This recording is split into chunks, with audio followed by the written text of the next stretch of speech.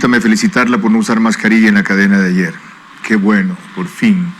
Usted es una buena comunicadora, otra cosa es que no coincida siempre con sus mensajes, pero se lo hace mejor cuando uno no está con esa cuestión, que la gente de la cadena se aleje, el camarógrafo esté a 2 metros o lo que sea, pero no solamente se le pueda ver sus ojos, sino su expresión completa.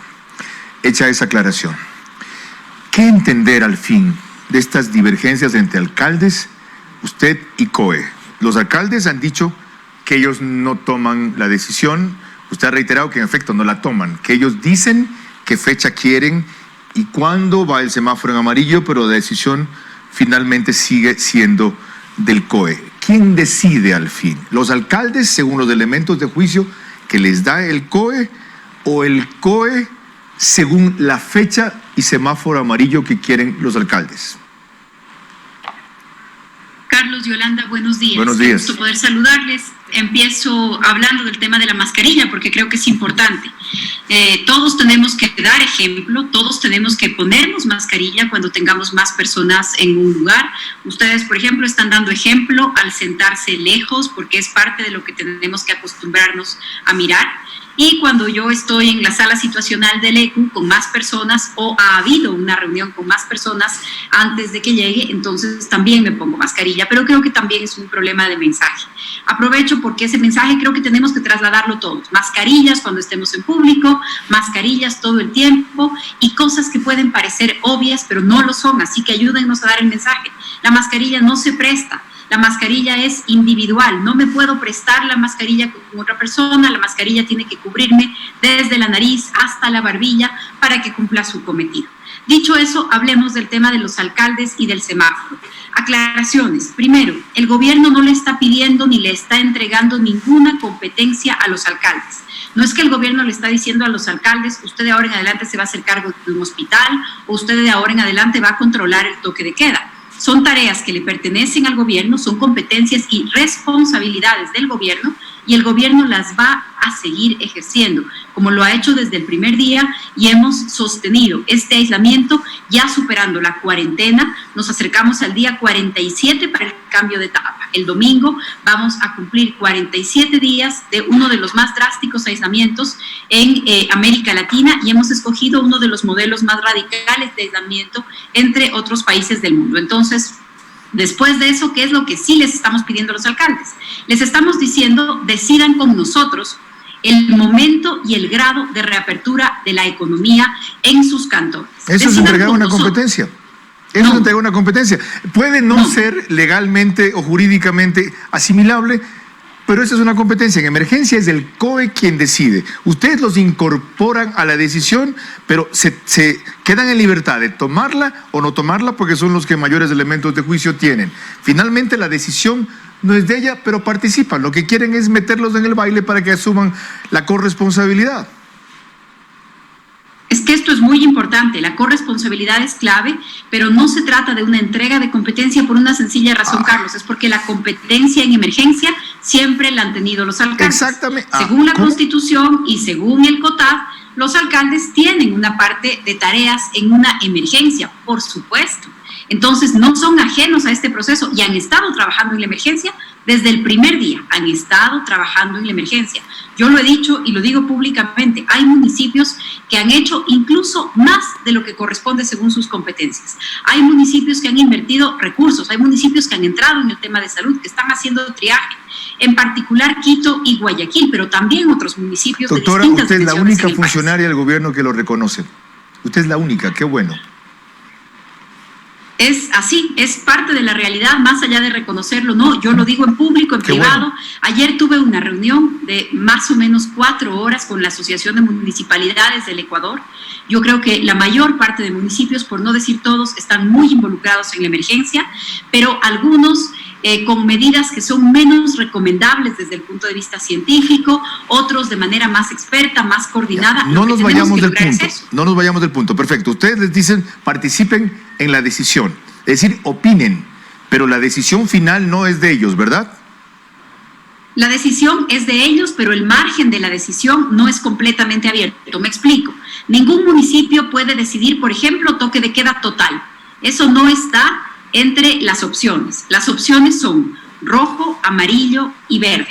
En rojo hay un horario de toque de queda, hay unas actividades que están permitidas, unas actividades que están prohibidas. En amarillo hay otras actividades, es decir, el marco de acción no es un marco de tome usted las medidas que crea convenientes, sino escoja entre estas tres opciones. Qué bueno, vamos a la segunda parte, aclarado. Es decir, de paso usted ahí se refiere a algo que en algún momento pensó proponer Jorge Yunda y no lo hizo. Él creyó que en algún momento era necesaria una cuarentena total en Quito. Queda claro que si él lo hubiese propuesto, ustedes lo hubiesen rechazado porque no está dentro de las tres posibilidades que hay. Para opinar, que es a lo que los han invitado, no para decidir, porque el margen de decisión o la decisión final es del COE, ya queda claro, necesitan tener elementos de juicio los alcaldes.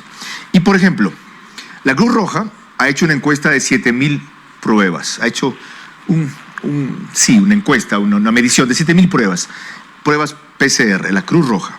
Yo entiendo que por estatuto internacional o no sé qué, tiene que reportarse al ente regulador, que es el Ministerio de Salud, que no puede compartir esos datos.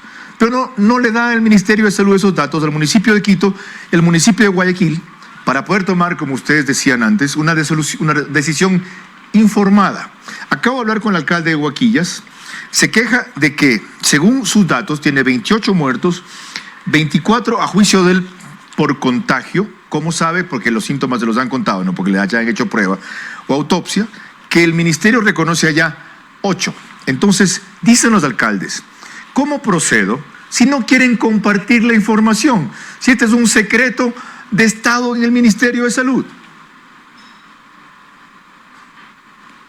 Carlos, no es un secreto de Estado, los alcaldes han recibido información, el día de ayer hemos entregado informes por provincia, informes nacionales, lo que usted dice sobre el origen de las pruebas reportadas, y hay un cuadrito, yo le voy a mandar ahora el documento para que ustedes lo puedan explicar en el programa a lo largo de la mañana. Muy bueno. Que dice, pruebas que vienen del sector privado, del sector público, pruebas encargadas por ISFA, por ISPOL, pero también hay que entender que este es un tema complejo.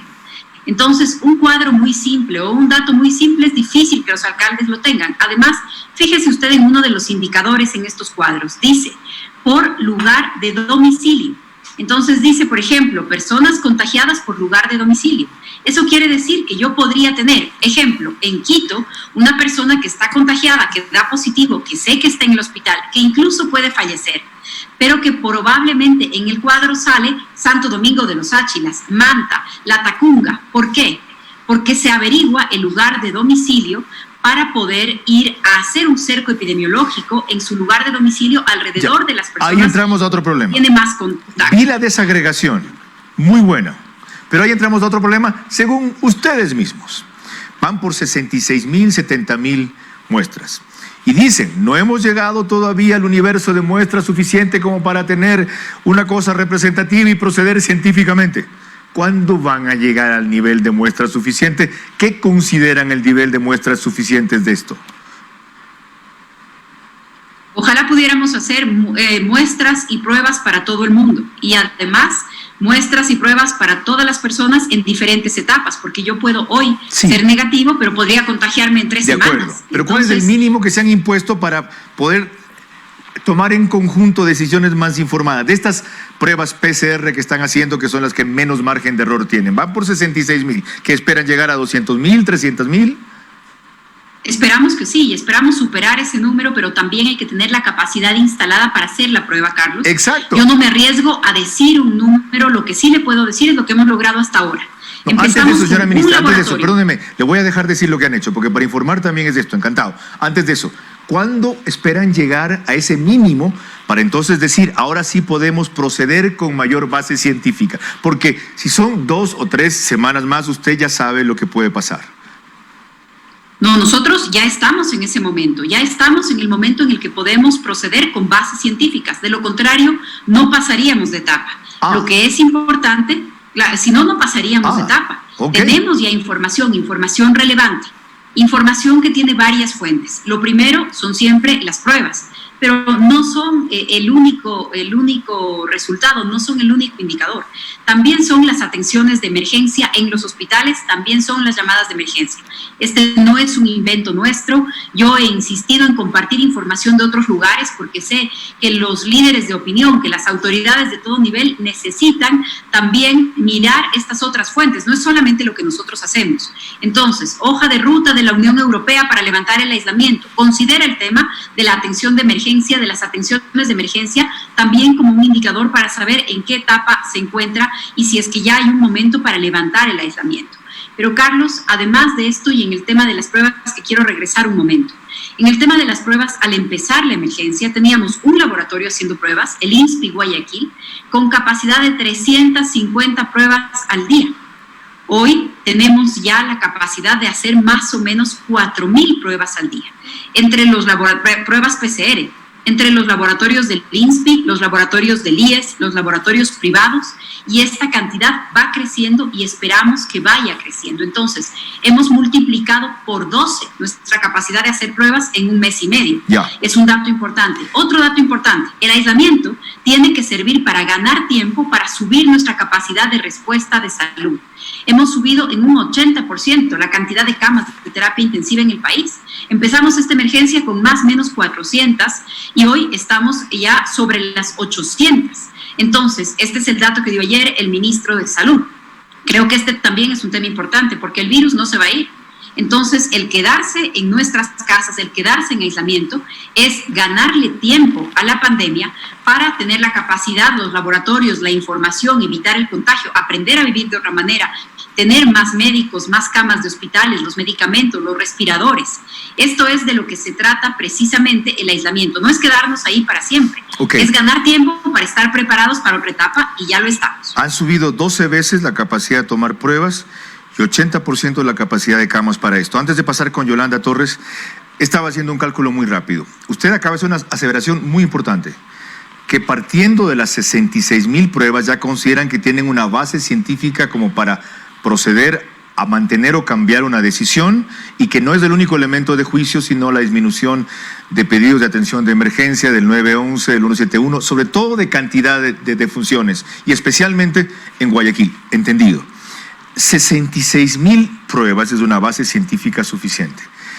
Los expertos internacionales consideran que mínimo el 1% de la población. La cantidad de pruebas que han hecho anda por el 0.3 al 0.4% de la población y usted, sin embargo, dice que ya es una base científica suficiente. Sí, Carlos, las recomendaciones científicas son muy importantes. Este es el escenario ideal. El dato que tenemos hoy nos permite ya tomar algunas decisiones porque, de lo contrario, y usted lo ha dicho hace un momento, la crisis social y económica que viene con el aislamiento, puede agravar algunas condiciones. Yo creo que estamos acelerando, sobre las pruebas. Estamos acelerando el procedimiento porque debían haberse hecho 170.000 pruebas, que es más o menos el equivalente al 1%, pero ustedes consideran que es un elemento de juicio suficiente junto con los otros indicadores para proceder. Queda claro. Sí, y Carlos, una cosa más. Es un momento en donde ya podemos cambiar de etapa y donde podemos flexibilizar las medidas de aislamiento en una parte del país, porque hasta el momento también hemos tomado medidas uniformes para todo el país y la vara de esa medición ha sido el lugar de la más grave demostración de la pandemia.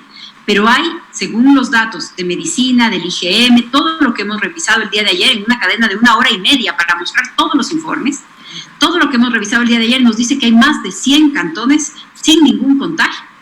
Entonces, en estos cantones, de manera interna, evitando los contagios externos, porque seguirá prohibido el transporte interprovincial, está muy restringida la entrada y salida de personas, pero estos cantones pueden recuperar mucho de su vida económica. De lo contrario, la crisis por la economía, por el hambre, va a alcanzar dimensiones similares que la crisis que tenemos por el tema de salud. Hay que tener mucho cuidado en ese equilibrio. Coincido. Qué raro coincidir con usted, pero me alegro. Coincido. Y algo más, doctora Romo. De hecho, ya mucha gente está haciendo lo que de derecho ustedes recién le van a permitir, primero.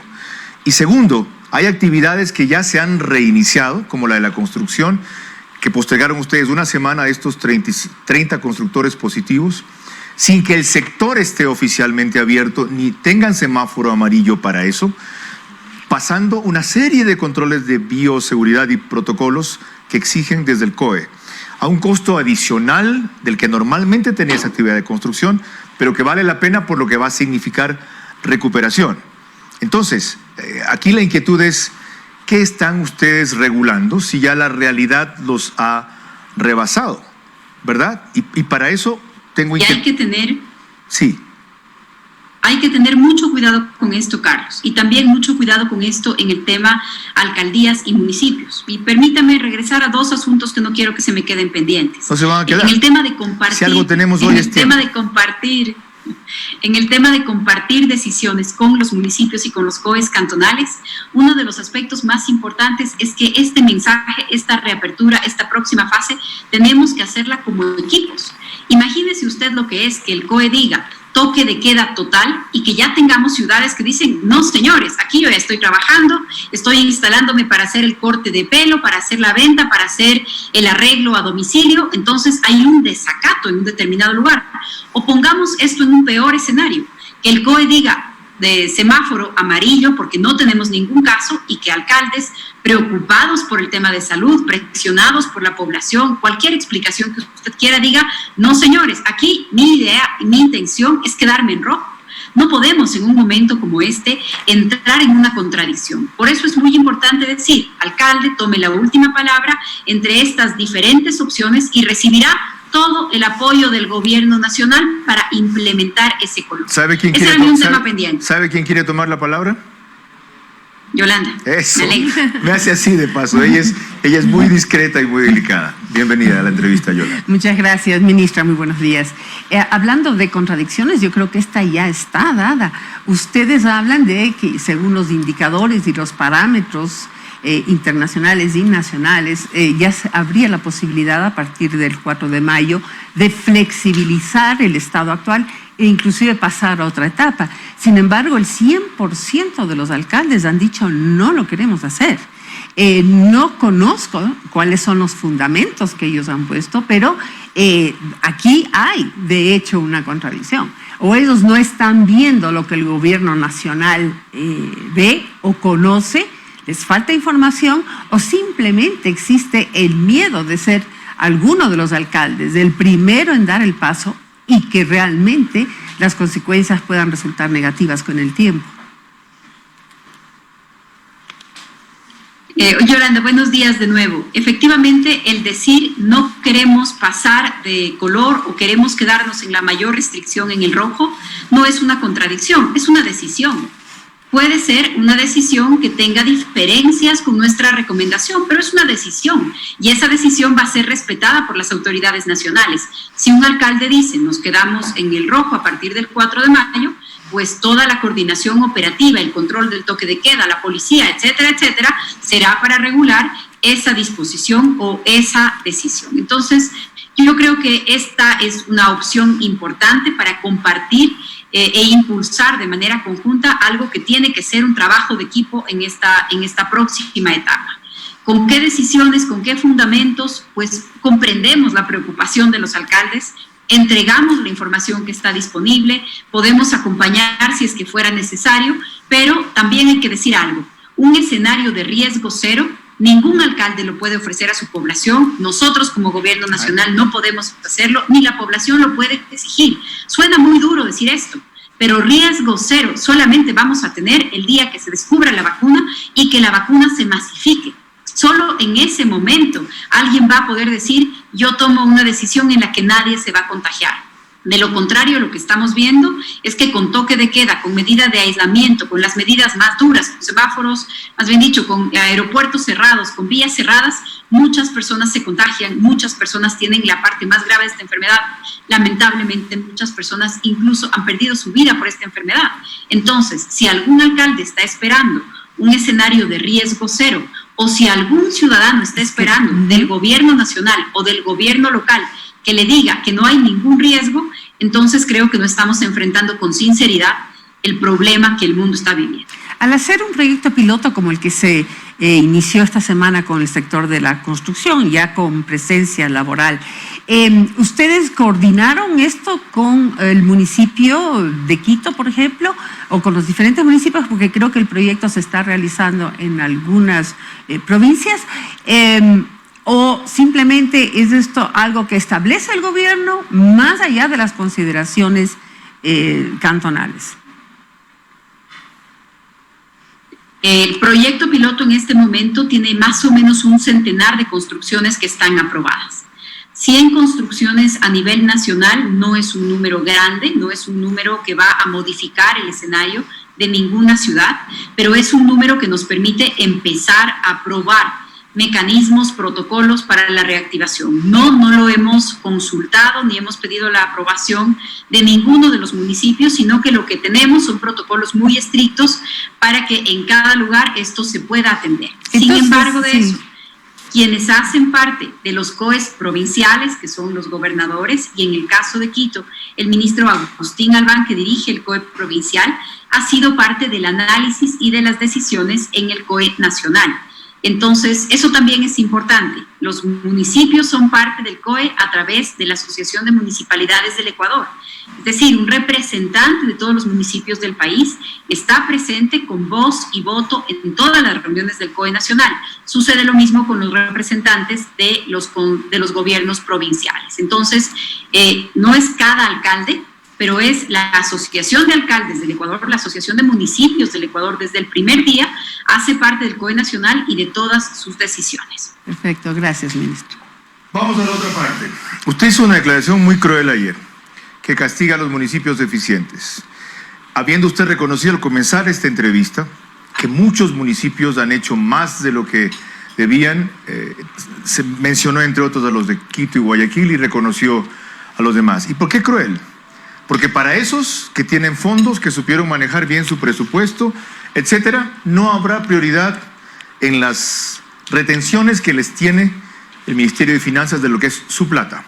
Dijo que comenzaría seguramente por los que tengan 0 en sus cuentas y que deberían ser al final los que tengan 100 o 1.000 millones de dólares. No recuerdo la cifra y me puedo estar equivocando por un 0. Que yo sepa, ningún municipio tiene 1.000 millones de dólares. ¿Por qué no cambia la prioridad sin desdeñar a los que tienen 0? ¿Por qué no toman también como criterio, porque entiendo que no hay plata, ¿ya?, para ir abonando progresivamente los que tienen más población, por ejemplo? Y la otra, los que tienen más contagiados, que sería seguramente lo importante. Y no solamente en número o en volumen, porque siempre van a salir favorecidas las ciudades más grandes, sino en porcentaje con relación a la población. ¿Por qué no varían ese criterio? Sí, Carlos, sobre el tema de asignaciones a los municipios, lo primero, como usted lo ha dicho, es que no hay recursos. No es un problema de voluntad, es un problema de que no existen los recursos necesarios. El presupuesto del Estado se nutre de las recaudaciones tributarias, se nutre del ingreso de divisas por venta de petróleo y de otras fuentes de financiamiento que en este momento no tenemos. Perdí un momento la comunicación. Me quedé hasta que en este momento no tenemos. Ok, hacemos una pausa y lo tomamos de esta parte. Ok, sí, hacemos una pausa aquí y volvemos enseguida para establecer la conexión vía internet con la ministra de Gobierno. Son las 8:08.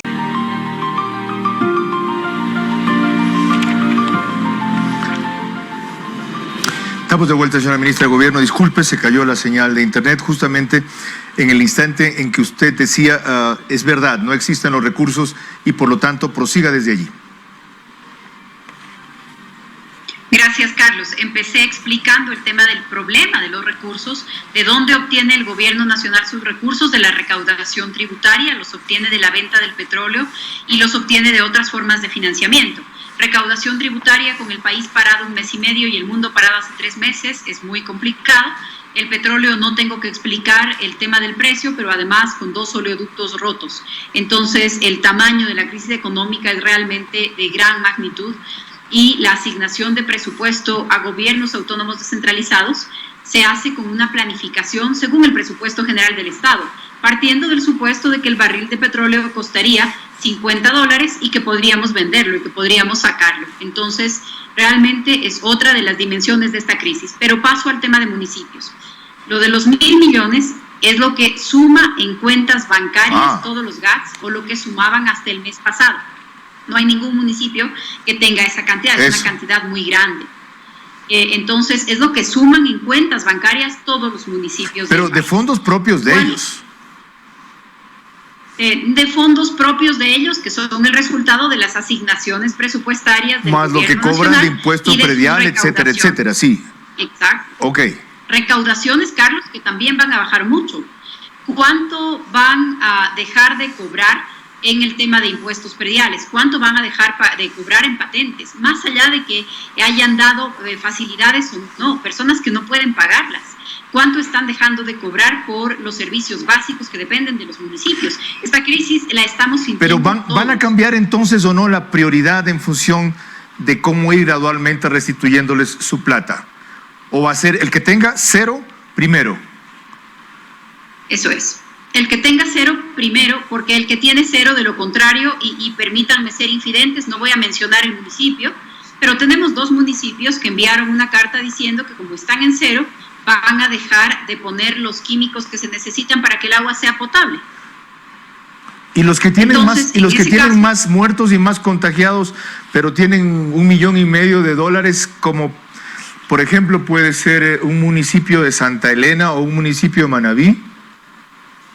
Por supuesto, es otra de las prioridades, el tema de muertos. Ya, pues entonces el criterio va a variar, no solo es el que tiene cero primero. Este ha sido ya el criterio, sí ha sido uno de los criterios, sí ha sido el tema. ¿No lo aclaró así usted ayer? Sí, así es, ayer me referí solamente al tema de los municipios que estén en cero. No me estoy inventando. Pero en realidad, Carlos, para entrar en mucha complejidad sobre cómo asignar los recursos, primero hay que tenerlos. Entonces, nuestra gran preocupación en este momento no es cómo asignarlos, sino cómo obtenerlos. Ya, no me estoy inventando. Vamos a lo otro. Usted y la cadena de ayer dijo que de las muestras tomadas habían 24.600 casos positivos o contagiados. Esa fue la cifra. Y que 883 fallecidos habían, de los que se conocía que eran coronavirus con certeza, ¿verdad? ¿Sí o no? ¿Me sigue? Le sigo y estoy tratando de buscar el mapa exacto para no equivocarme con los... O sea, no me cree, está bien. 24.600, yo no me ofendo por eso. 24.675 positivos hubo ayer y 883 fue el número de fallecidos. Eso es 3.64% de mortalidad. ¿Cuánto significaría de aquí en 120 días en que el ministro de Salud dijo que 60% posiblemente de la población esté contagiada? 60% de 17 millones es 10.200.000 habitantes. Ya. Y el porcentaje respectivo de 3.64 sobre eso es 371.000 más o menos personas. Según ese modelo o proyección, tendríamos en 120 días, es decir, fines de junio, 371.000 muertos. Hoy oficialmente vamos por 11.000, 12.000 de los que se tiene registro. Ayer le dijo a Andrea Bernal, el director de Registro Civil, en lo cual ciertamente reconozco que ustedes por primera vez han pedido transparentar las firmas enseguida y no 1 o 2 meses después, citando un dato específico comparado 2019, el año pasado, versus 2020 de muertos entre marzo a abril, y eso abril cortado al 22, no al fin de mes al cual recién hemos llegado hoy día, que en números redondos hubo el mes de marzo-abril, el periodo entre marzo y abril, 9.000 muertos más, solo en Guayas. La cifra era para Guayas. Entonces, esta presunción o este modelo o esta proyección que hace el ministro de Salud de que 1% podría morir, es que hay que ser muy delicado con las palabras, 1% podría morir o haber muerto en 120 días y el 60% de la población estaba contagiada, a él le daba una cifra chiquitica. Dijo que ese caso hubiera sido más o menos 102,000 muertos. Según la mortalidad de los datos de ustedes ayer, sería 371,000. Y hoy día, no sé si puede verse este titular y me acercan un poco más. El Comercio ratifica lo que el ministro, página, ¿dónde me muevo? ¿Para acá? Ya, dice, ahí, gracias, Ceballos, el 60% de ecuatorianos mayores de 20 años se contagiará. Y eso con su proyección de aquí a 120 días, no ahora. ¿Qué le dice a usted o qué le dicen a usted estas cifras?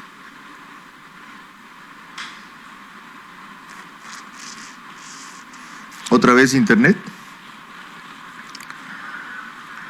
Paciencia. Escucho con alguna interrupción, pero estoy todavía aquí. Ok. Escucho con alguna interrupción, pero estoy todavía aquí. Disculpe, doctora, ¿hasta dónde me oyó?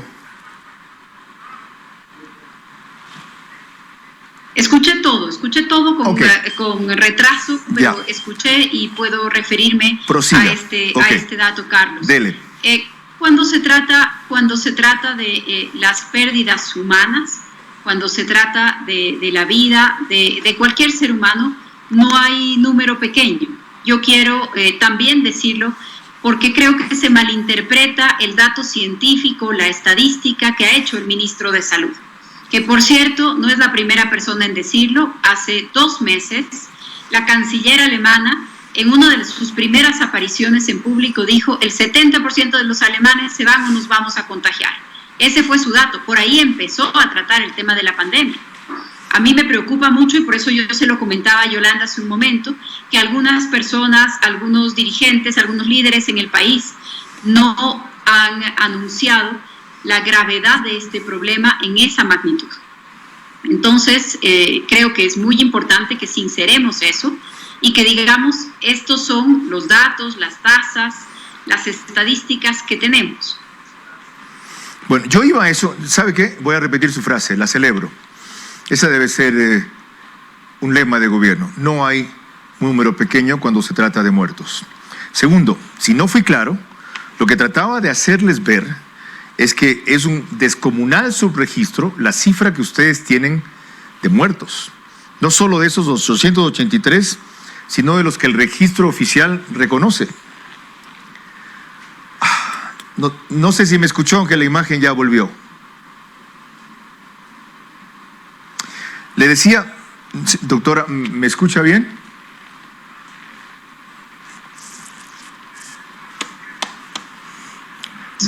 Usted está Carlos, sin audio. Buen día. Ahora sí. Aquí sigo.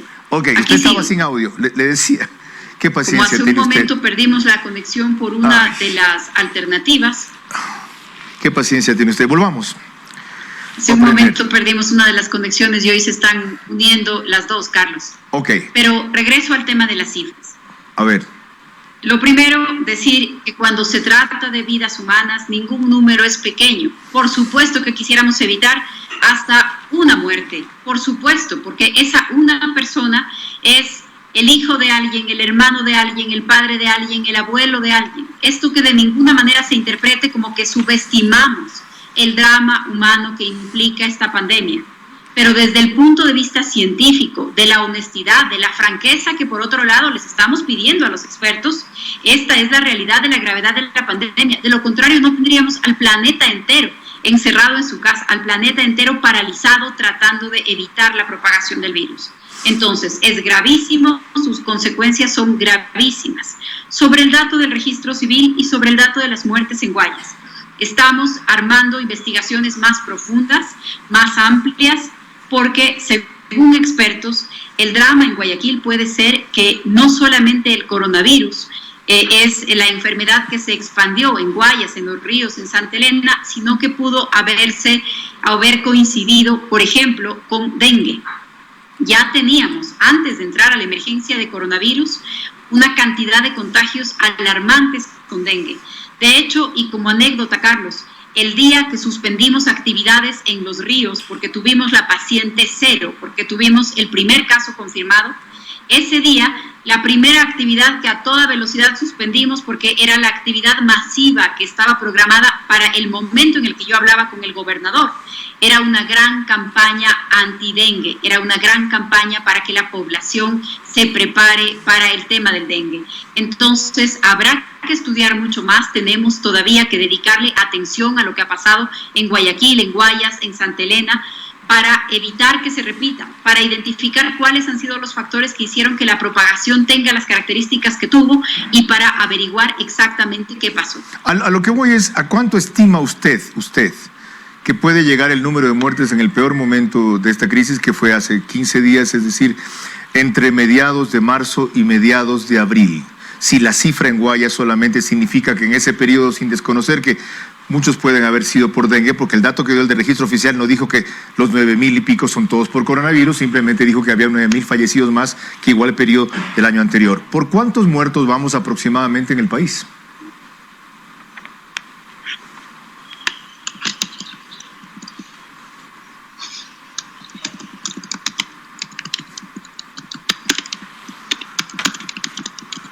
¿Me escuchó?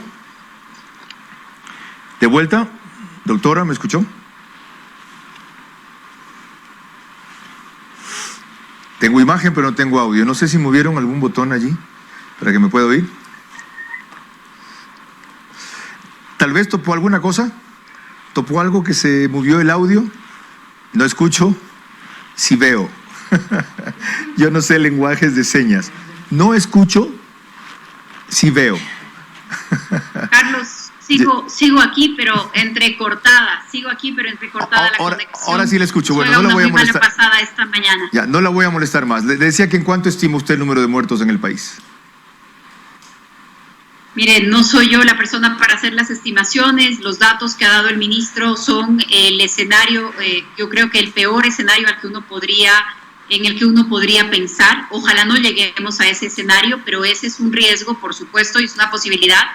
El ministro lo ha dicho desde el punto de vista científico, técnico, es un experto, no está tratando de agradar a nadie, no está tratando de molestar a nadie, ha respondido una pregunta de manera técnica. Esto sería gravísimo, cada pérdida humana es muy dolorosa, de ninguna manera se subestima, pero por eso es tan grave la pandemia que el mundo está viviendo. Entonces, ojalá ese no sea un escenario en nuestro país, pero ese podría ser, así que hagamos todo lo que esté a nuestro alcance para evitar. Ya, pocas preocupaciones urgentes para concluir.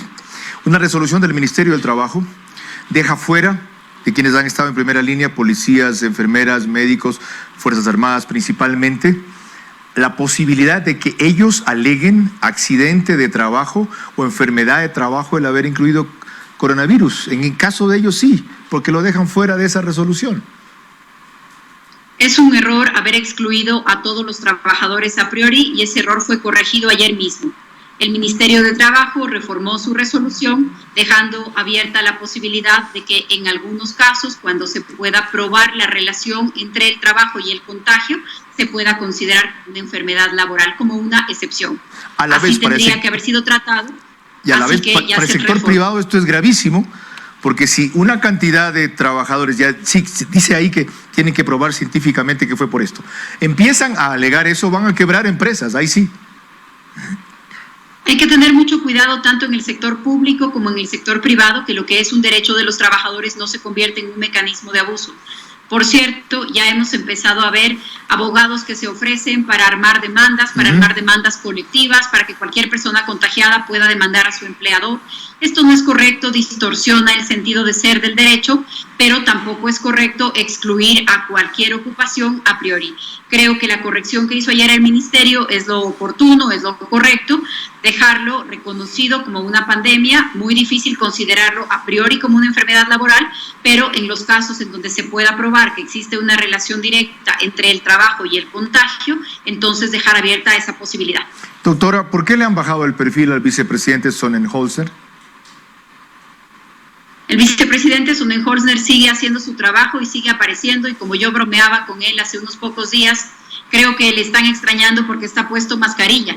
Así que probablemente una cadena nacional suya se transmita el día de hoy o mañana, porque sé que la estaba preparando, pero el vicepresidente está haciendo un gran trabajo, todos lo reconocemos dentro del gobierno, creo que fuera del gobierno también se reconoce. Si no se va a ir él del gobierno o va a renunciar, ¿cómo explicar que, entre otras cosas, haya devuelto el departamento que alquilaba en Quito?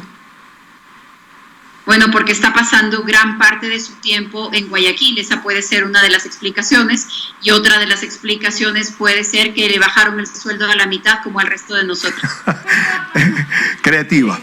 Creativa, sí, no lo dudo. Doctora Romo, ¿el proyecto del Ejecutivo va a salir distorsionado o no va a salir en la Asamblea? ¿Por qué no van de una vez a la muerte cruzada? En la Asamblea también hay otra opción, Carlos, que salga mejorado. Ojalá sea esa. También es la otra opción, que el proyecto salga mejorado. Por ahora esperemos que así sea y luego miremos cuáles son los otros escenarios. Todo se está haciendo para la coyuntura, para salir de la emergencia. ¿Por qué no aprovechan esta oportunidad para dar el golpe de timón que necesitan?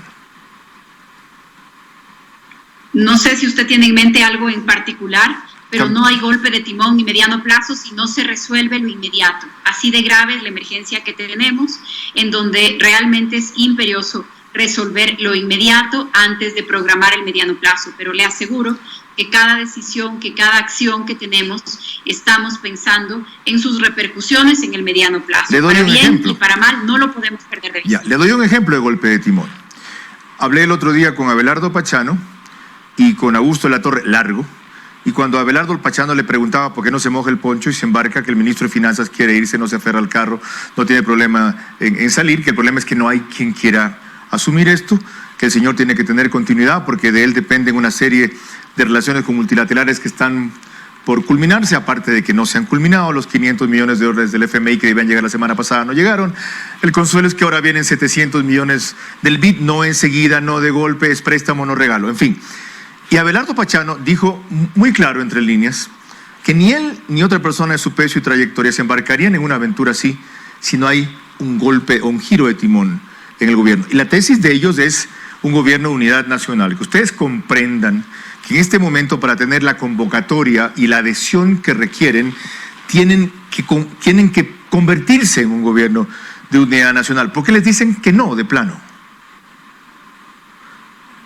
No creo que nadie haya dicho que no. De hecho, el presidente Moreno ha hablado con las personas a las que usted menciona ahora mismo, ha hablado con diferentes líderes políticos de todos los sectores del país durante esta pandemia, ha hablado con los economistas que le enviaron una carta con observaciones sobre el tema de la economía, ha hablado con los expertos y está abierto, yo lo oigo todos los días en ese sentido, abierto a tomar todas las decisiones que impliquen una mejora, que impliquen atender esta emergencia y más todavía si es que además uno puede pensar en el mediano plazo. Yo creo que el presidente se ha mantenido en este llamado, ha agradecido públicamente este sentido de unidad y estas propuestas de unidad y no ha descartado de ninguna manera el que estas propuestas de unidad se concreten con incorporaciones de nuevas personas a su gabinete. Yo creo que el presidente no lo ha descartado, ustedes lo han escuchado públicamente y además me parece que ya es lo que ha hecho a lo largo de estos años.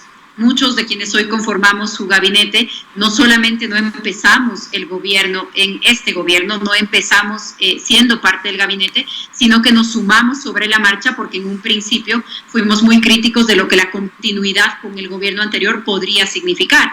Entonces, hoy mismo ya el gobierno del presidente Moreno es un gobierno que incorpora a muchos sectores y el presidente ha estado siempre abierto a que sea un gobierno del país. No descarta esa posibilidad, pues usted ya me la cambió. Yo le hablé de otra fórmula que era la de la unidad nacional, pero entendí, esta no deja de ser una novedad. Para volver al principio y concluir, es coherente y lógico pensar que si usted acaba de recordar que hay 100 cantones en el Ecuador, ¿hay 223 cantones? ¿Cuántos hay? Sí, Carlos, 221 si no me equivoco, por ahí, porque hay ¿verdad? un par que están en conflicto y que se están tratando de otra manera. Sí. Si hay 100 cantones sin contagio y es el COE provincial, cantonal, fundamentado en el COE nacional, el que toma la decisión con la opinión de los alcaldes, por lo menos en algunos de esos 100 cantones del semáforo debe pasar a amarillo el día lunes. Así es, Carlos, así es, así debería ser, y de lo que yo conozco, algunos consejos, algunos COEs cantonales así lo decidirán. Tenemos todavía jueves y viernes para ser informados oficialmente, formalmente. Haremos un mapa, entregaremos la información para que todo el país sepa cuáles son las medidas de la próxima semana. No es un ambiente de total incertidumbre porque las opciones son entre rojo, amarillo y verde, pero ya en un cambio de etapa. Ya estamos en un momento que tiene algunas diferencias. El comercio en línea y por teléfono se reactiva en todo el país con entrega a domicilio. Se amplía el horario para la entrega a domicilio hasta las 22 horas. Se amplían algunas opciones de movilización en consecuencia con esto. Sigue prohibido el transporte interprovincial. Los niños tienen que quedarse en la casa. Las clases presenciales no hay. Las personas mayores de 60 años deben mantener el aislamiento. Ahí tenemos ya algunas reglas generales, pero estamos a la espera de que los municipios decidan si están en rojo o están en amarillo la próxima semana y será informado al país. Doctora María Paula Romo, gracias por su tiempo y su paciencia.